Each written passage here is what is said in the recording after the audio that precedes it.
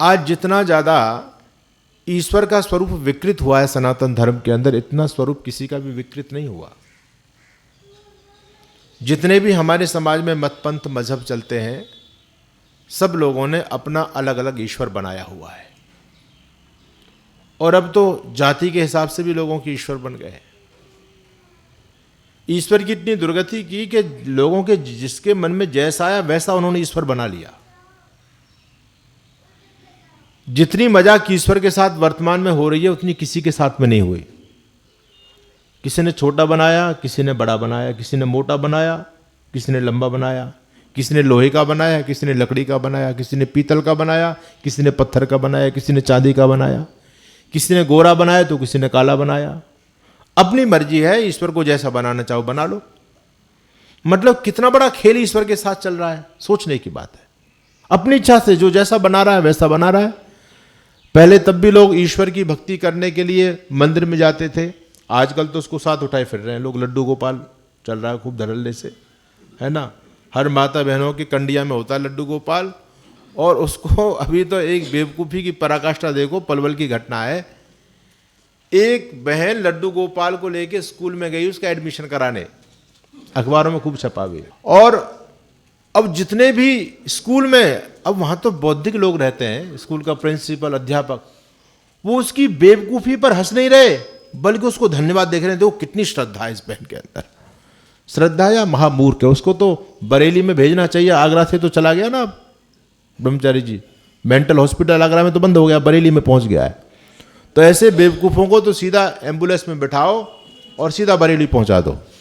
लेकिन उसको शाबाशी दे रहे हैं लोग, कमाल है, आपकी श्रद्धा को नमन करते हैं। देखो भगवान जी को पढ़ाने के लिए आई है। अब समझने वाली बात यह है, स्कूल के प्रिंसिपल ने कहा कि कोई बात नहीं बहन जी, आप एडमिशन हम कर लेते हैं इनका और आपसे फीस नहीं लेंगे। आप बहुत अच्छा काम कर रही हैं, आपके भाव का हम सम्मान करते हैं। नहीं, फीस कैसे नहीं लेंगे, मेरे और भी तो बच्चे पढ़ते हैं, तो ये भी मेरा ही बच्चा है, इसकी फीस तो तुमको लेनी पड़ेगी। तो उसने 6 महीने की फीस जमा कर दी स्कूल में, और प्रतिदिन जाती है उस लड्डू गोपाल को क्लास में बिठा के आ जाती है कुर्सी पर, और छुट्टी होती है तो लेके चली जाती है, लेके आ जाती है उसको। क्या बेवकूफ़ी चल रही है समाज में, कोई बोलने वाला नहीं है। ऐसी मूर्खता समाज में बढ़ती चली जा रही है। ईश्वर को कोई पढ़ा सकता है? भगवान कृष्ण का दिव्य ज्ञान देखो गीता के अंदर, कितना अद्भुत ज्ञान है। और उसको सामान्य बीए पास पढ़ा रहा उसको, है ना। क्या लोगों की मति मारी गई है। वो मूर्ति पढ़ सकती है? कितना ढकोसला ड्रामेबाजी समाज में चल रही है। केवल एक आर्य समाज का एक विचारधारा है ऋषि दयानंद की, जो असत्य का खंडन करता है। इसलिए बच्चों याद रखना, ईश्वर की कोई मूर्ति नहीं हो सकती। मैंने कल भी आप लोगों को बताया कि ईश्वर की मूर्ति नहीं हो सकती, वो निराकार है। तो आज लोगों ने ईश्वर को बना दिया और ईश्वर को अपने हिसाब से बनाया। जैसा आदमी खुद है वैसा ईश्वर बनाया। जो आदमी को चीजें पसंद हैं, अपनी पसंद ईश्वर पर उसने थोप दी। जो आदमी की न्यूनता है वो सारी न्यूनता उसने ईश्वर पर थोप दी। आदमी को भूख लगती है तो लोग ईश्वर को भी भोग लगाते हैं, उसको भी खिला रहे हैं। आदमी सोता है तो रात को ईश्वर को भी सुला देते हैं। सुबह आदमी जगता है, अलार्म लगाता है तो भगवान के मंदिर में भी टन टन टन टन टन टन घंटी लाते हैं लोग। आदमी नहाता धोता है तो उसको भी नहलाते हैं। आदमी कपड़े पहनता है तो उसको भी कपड़ा पहनाते हैं। आदमी शादी विवाह करता है, उसकी भी शादी विवाह कर रहे हैं। आदमी को सर्दी लगती है तो कंबल चाहिए, रजाई चाहिए। अब सर्दी आने वाली है, हर मंदिर में रजाई पहुंच जाएगी ठाकुर जी के लिए। गर्मी के समय आदमी को गर्मी लगती है तो हर मंदिर में एसी की व्यवस्था है, ठाकुर जी को भी तो गर्मी लगती होगी। आदमी ने अपने दिमाग से सोचा है, ईश्वर जब इसने बनाया, देखो मनुष्य का एक स्वभाव है, मनुष्य हर चीज में अपना दिमाग घुसाता है, हर चीज को अपने हिसाब से चलाना चाहता है। परिवार को अपने हिसाब से चलाएगा, समाज को अपने हिसाब से चलाएगा। जहां उसकी चल सकती है, जहां उसका वश चल सकता है, वहां अपना दिमाग घुसाएगा। वो पक्की बात है। घर में भी कहता है तुमको मेरे हिसाब से चलना पड़ेगा, जैसा मैं चाहूंगा वैसा चलना पड़ेगा। तो उसने जब ईश्वर बनाया तो उसने अपना दिमाग ईश्वर में भी घुसा दिया। बोले ईश्वर कैसे मेरे जैसा होगा? आदमी का अहंकार सबसे बड़ा होता है। आदमी अपना जैसा चाहता है, अपने लिए चाहता है। तो उसने ईश्वर बनाया, वो अपने जैसे ही बनाया। तो उसकी खुद आंख नाक है, भगवान की भी आंख नाक बना दी। उसके 2 हाथ हैं, लेकिन उसने बुद्धि से सोचा कि भगवान तो बहुत बड़ा काम करते हैं, मैं तो छोटा मोटा काम करता हूँ, तो 2 हाथों से तो भगवान का काम नहीं चलेगा, तो फिर ज़्यादा हाथ लगाओ भाई। तो 4 हाथ लगाए, 6 हाथ लगाए, 8 हाथ लगा दिए। आदमी ने सोचा कि भगवान ने मुझे 2 आंखें दी देखने के लिए, मैं 2 आंखों से सामने ही देख सकता हूँ, एक दिशा में देख सकता हूँ। अब मैं इधर देखूंगा तो मुझे फिर आंखें इधर घुमानी पड़ेंगी, इधर देखूंगा इधर घुमानी पड़ेंगी। लेकिन परमात्मा तो सब ओर देखता है, सब तरफ देखता है, तो परमात्मा की सब तरफ आंख होनी चाहिए। 4 दिशाएं हैं तो चारों तरफ भगवान की आंख होनी चाहिए। तो आंखें मुंह में ही सेट हो सकती हैं, एक मुंह में 2 आंख। तो फिर ब्रह्मा जी के कितने मुंह बना दिए? 4 मुंह बना दिए। आदमी ने अपना दिमाग घुसाया है, अपने हिसाब से ईश्वर को बनाया है। और मैं आपको एक प्रमाण देता हूं, आप उत्तर भारत में रहते हैं तो यहाँ के आप मंदिरों में जाओगे, मथुरा वृंदावन जाओ तो सब जगह आपको गोरी गोरी मूर्ति मिलेंगी, क्योंकि यहाँ के लोग खुद गोरे हैं तो भगवान भी गोरा बनाया। और दक्षिण भारत में जाओ तो वहाँ काले काले सांवले लोग हैं, उनके मंदिर में सब काले काले भगवान मिलेंगे आपको।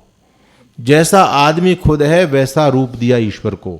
जो खुद पहनता है, जो खुद खाता है, शाकाहारी भगवान को 56 भोग लगा रहे हैं, मांसाहारी मांस का भोग लगा रहे हैं, शराबी शराब का भोग लगा रहा है। तो यानी अपने हिसाब से ईश्वर को सेट किया लोगों ने। और मैं आपको उदाहरण देता हूं, देखो ईश्वर तो निराकार है, लेकिन आदमी ने जब उसको बनाया, आकृति दी तो अपनी आकृति दी। ऐसे बच्चों, आप प्रतिदिन सूर्य को देखते हो, सूर्य सन, इसकी कोई आकृति है क्या? इसमें कोई आंख नाक कान, इसका मुंह कुछ दिखाई देता है? सूर्य तो साक्षात अग्नि का गोला है, अग्नि का पिंड है। लेकिन जो सूर्यवंशी क्षत्रिय लोग हैं, उनके घर में भगवान सूर्य का फोटो मिलता है। और आप गूगल पर भी देखिएगा तो सूर्य तो आप प्रत्यक्ष देख रहे हैं, वो तो भगवान चलो किसी ने नहीं देखा, सूर्य तो सबको दिखाई दे रहा है, इसमें तो कोई आंख नाक मुंह आकृति नहीं है। लेकिन जब इंसान ने सूर्य का भी चित्र बनाया तो उसमें भी अपनी आकृति दी। आप गूगल पर सूर्य का चित्र देखें, सूर्य भगवान का, तो उसको आंख भी लगाई, नाक भी लगाई, मुंह भी बनाया, सब कुछ बनाया, कान भी बनाया। इंसान ने अपनी शक्ल दे करके और फिर आग के गोले निकाल दिए चारों तरफ से, बोले सूर्य भगवान है। क्या सूर्य ऐसा ही है? ये तो प्रत्यक्ष उदाहरण है। यमुना को बनाया तो अपने हिसाब से बनाया, क्योंकि यमुना स्त्री, गंगा स्त्रीलिंग है। यमुना ले लो, गंगा ले लो। आप गंगा जी का मंदिर में जाओ, गंगा मैया बनाई लोगों ने। अब गंगा तो बहता हुआ पानी है, उसकी कोई आकृति तो है, आकृति नहीं है। लेकिन गंगा स्त्रीलिंग है, इसलिए उसको स्त्री का रूप दिया। ऊपर से यहां से लेके यहां तक बढ़िया सुंदर स्त्री का रूप दे दिया, साड़ी वाड़ी सब पहना दी, कपड़े पहना दिए, नीचे से जल की धारा निकाल दी, बोले गंगा मैया है। तो क्या गंगा मैया ऐसी है? क्या सूर्य ऐसा ही है? तो आदमी ने हर चीज में अपना दिमाग घुसाया है। उसने भगवान में भी अपना दिमाग घुसा दिया, बोले भगवान भी मेरे जैसा ही होगा, गंगा भी मेरे जैसी होगी, सूर्य भी मेरे जैसा होगा। तो याद रखिएगा, आज सबसे बड़ा पाखंड ईश्वर को लेके चल रहा है समाज में। ईश्वर ऐसा नहीं है, ईश्वर अपने हिसाब से बनने वाला नहीं है, ईश्वर का कोई रूप नहीं है। ईश्वर को जानना है तो महर्षि दयानंद जी महाराज ने आर्य समाज के दूसरे नियम में बता दिया, ईश्वर सच्चिदानंद स्वरूप, निराकार, सर्वशक्तिमान। सर्वशक्तिमान है वो। आजकल बहुत सारे पाखंडी कहते हैं कि आर्य समाजियों का ईश्वर सर्वशक्तिमान नहीं है। क्यों नहीं है? कहते हैं वो अवतार धारण नहीं कर सकता। तो फिर ईश्वर को आर्य समाजियों ने तो लाचार बना दिया है, वो अवतार ही नहीं ले सकता। पर ईश्वर किस बात का? वो सर्वशक्तिमान किस बात का है?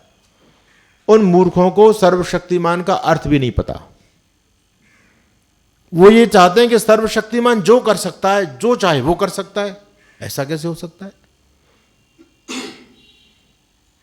ईश्वर विद्वान भी है, उससे बड़ा दुनिया में कोई विद्वान नहीं है। तत्र निरतिशम सर्वज्ञ बीजम, उसमें ज्ञान की पराकाष्ठा है। लेश मात्र भी, जैसे मान लो आपने कोई पात्र, गिलास पूरा लबालब भर दिया, पूरा लबालब भर दिया पानी से, उसमें एक बूंद गिलास, एक बूंद भी पानी की गुंजाइश नहीं है, पूरा लबालब भरा पड़ा है। उसी प्रकार से दर्शन शास्त्र कहता है तत्र निरतिशम सर्वज्ञ बीजम, परमात्मा सर्वज्ञता का परम बीज है, उसमें एक लेश मात्र भी ज्ञान की अब गुंजाइश नहीं है।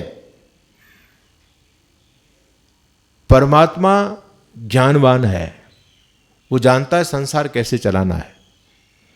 परमात्मा कभी अपने नियमों को नहीं तोड़ता, परमात्मा कभी अपनी फजीयत नहीं कराता। ये परमात्मा मूर्ख नहीं है जो खुद अपना अपमान कराए। परमात्मा कभी अवतार नहीं लेता। सर्वशक्तिमान का अर्थ क्या हुआ? जो अपने कार्यों में किसी की मदद नहीं लेता वो सर्वशक्तिमान है।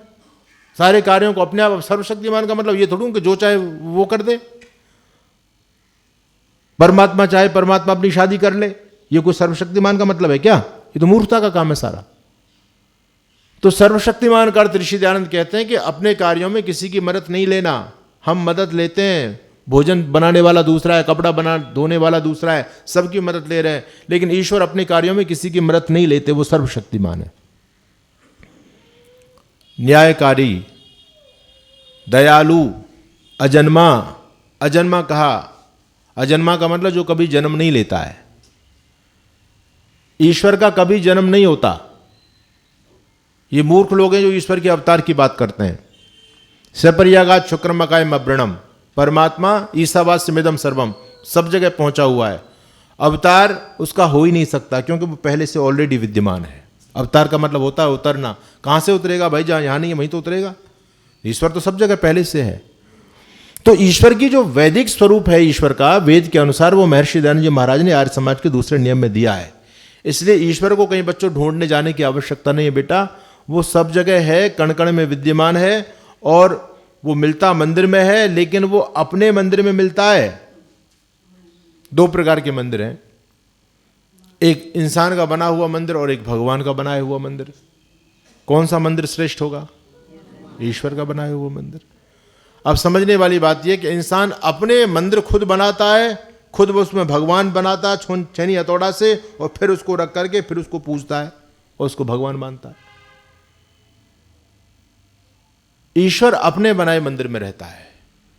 तेरे पूजन को भगवान बना मन मंदिर आलीशान, किसने देखी तेरी सूरत, कौन बनावे तेरी मूरत, तुम हो निराकार भगवान बना मन मंदिर आलीशान। तो परमात्मा की कोई आकृति नहीं हो सकती, उसका मन मंदिर है। और मन मंदिर में ही जब व्यक्ति प्रयास करता है, योगांगों का अनुष्ठान करता है, तब कहीं जाकर के उसको ईश्वर की अनुभूति होती है। देखिए एक बात समझो बच्चों, हम भगवान के दर्शन करने के लिए जाते हैं। जहां भी जा रहे हैं, कोई हरिद्वार जाता है, कोई कहीं जाता है, तो दर्शन का क्या अर्थ होता है बेटा? दर्शन का अर्थ क्या होता है? दर्शन का मतलब देखना। तो देखा आंख बंद करके जाता है या खोल करके जाता है? खोल के देखा जाता है। लेकिन जब आप भगवान जी के दर्शन करने जाते हो तो आपकी आंखें खुली होती हैं, बंद होती हैं। तो ये तो गलत हो रहा है भाई। जब हम ये कहते हैं कि दर्शन करने जा रहे हैं भगवान जी के, तो अब जब दर्शन करने गए तो देखो ना, फाड़ फाड़ के देखो उसको। लेकिन ईश्वर के सामने जाके आंख बंद करके हम खड़े हो जाते हैं। और ये स्थिति सबकी है। मुसलमानों की ये स्थिति है, क्रिश्चियनों की ये स्थिति है, सबकी स्थिति है। जब भी वो ईश्वर की स्तुति करते हैं, तो क्रिश्चियन लोग भी जब प्रेयर करते हैं तो आंखें उनकी भी बंद होती हैं। मुसलमान भी जब नमाज अदा करता है अपने अल्लाह की, तो आंखें उसकी भी बंद हैं। पौराणिक व्यक्ति जब मूर्ति के सामने मंदिर में जाता है दर्शन करने, तो आंखें उसकी भी बंद हैं। और आर्य समाजी भी जब संध्या करता है तो आंखें उसकी भी बंद हैं। जब जब हम ईश्वर को स्मरण करते हैं तो आंखें बंद होती हैं, सबकी आंखें बंद होती हैं। आश्चर्य की बात है। और कह रहे हम दर्शन करने, अरे दर्शन तो आंख खोल करके किया जाएगा, आंख बंद करके दर्शन का क्या मतलब है? तो समझने वाली बात है कि जब हम किसी चीज को देखना चाहते हैं, हम किसी चीज को पुकारते हैं, तो हमारा ध्यान वहां जाता है जहां वो दिख सकती है, जहां वो मिल सकती है। तो जब हम ईश्वर को पुकारेंगे तो ध्यान कहां जाएगा? जहां ईश्वर मिल सकता है, दिख सकता है। कहां? हृदय प्रदेश, मन मंदिर। बाहर नहीं मिलने वाला है वो। आज तक किसी को मिला ही नहीं है। जितने भी योगी साधक थे सब अपनी समाधिस्थ होते थे, ध्यान लगाते थे, साधना करते थे। वो किसी मूर्ति का आश्रय नहीं लिया करते थे। वो परांची खानी व्यतीर्णत स्वयंभू तस्मात् परांग पश्यति नान्तरात्मा। ये जो इंद्रियां हैं ये सारी बहिर्मुख हैं, बाहर की तरफ भाग रही हैं। आंखें बाहर देख रही हैं, कान बाहर से सुन रहे हैं, है ना। लेकिन कोई धीर पुरुष जब इंद्रियों को बाहर से रोक करके अंदर की तरफ मोड़ता है, अंदर की तरफ देखता है, अंदर की आवाज को सुनता है, तब उसको ईश्वर अपना वर्ण करता है, ईश्वर उसको वर्ण करता है। उपनिषद कहता है इस बात को। तो बाहर भटकने की आवश्यकता नहीं ईश्वर के लिए। ईश्वर अंतर्यामी है, वो अंदर है, और उसका जो ऑफिस है मिलने का वो आपका हृदय प्रदेश है, वहाँ आत्मा भी है। एक व्यक्ति ने कहा कि जी मूर्ति में भी तो ईश्वर है। बिल्कुल है, मूर्ति में ईश्वर तो है, लेकिन मूर्ति ईश्वर नहीं है। बात समझ में आई? ईश्वर सर्वव्यापक है। सर्वव्यापक है तो इस माइक में भी तो है, इस मोबाइल में भी है, सब में है। मूर्ति में तो ईश्वर है, लेकिन मूर्ति ईश्वर नहीं है। अब ईश्वर कहां मिलेगा? जहां आप होंगे तभी तो मुलाकात होगी। जहां दोनों पास में होंगे तब मुलाकात हो सकती है। मूर्ति अलग है, आप अलग हैं। आप मूर्ति में नहीं हो सकते, मूर्ति अलग है। तो ईश्वर से जब मिलना चाहते हो तो आप और ईश्वर अत्यंत निकटस्थ होने चाहिए। तो ऐसा कौन सा स्थान है? अपना हृदय प्रदेश, जहां आत्मा का भी वास है। और परमात्मा तो सब जगह होने से हृदय में भी है। परमात्मा तो सब जगह है, लेकिन आत्मा तो सब जगह नहीं है। आत्मा तो एक स्थानीय है ना, एक देशी है। वो अपने स्थान पर रहेगी और वहां भी परमात्मा होगा, तभी दोनों का मिलन हो सकता है। स्थान की दूरी से मिलन कदापि संभव नहीं है। एक व्यक्ति बंबई में बैठा हो, एक दिल्ली में बैठा हो, कैसे मिलन हो सकता है? मिलन के लिए दोनों को एक साथ आना पड़ेगा। उसी प्रकार से हमारा जो हृदय प्रदेश है, यहाँ ईश्वर भी है और आत्मा भी है, परमात्मा भी है। इसलिए योगी लोग जो है ना ध्यान करते हैं तो वो अंतर्मुखी हो जाते हैं। आंखें हमारी बंद हो जाती हैं। जब भी हम भगवान को स्मरण करते हैं, आंखें बंद हैं, सहज समाधि में बैठते हैं, तो हम भीतर देखने का प्रयास करते हैं, इंद्रियों को मोड़ करके। तो उसकी अनुभूति अंतर प्रदेश में होती है, बाहर नहीं होती बच्चों। इसलिए बेटा बाहर के इस पाखंड से बचना है आप सभी को।